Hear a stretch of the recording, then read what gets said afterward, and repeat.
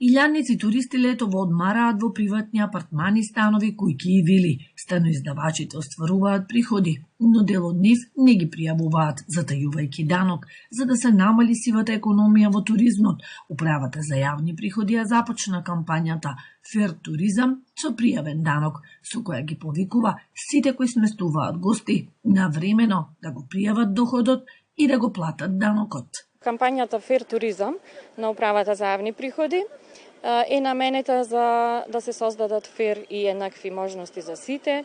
Сите даночни обврзници да бидат даночно усогласени, да се ги запазат своите даночни обврзници, навремено точно да се ги пријават, да си го пријават данокот и да си го платат.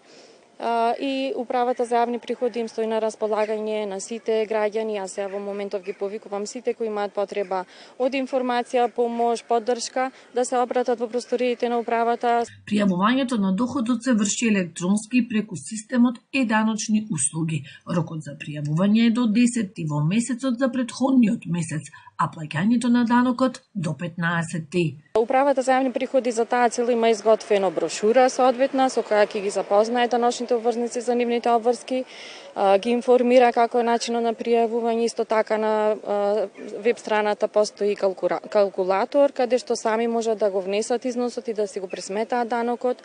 Најново е тоа што имаме изготвено и видеоводич кој е достапен на YouTube каналот на УЈП.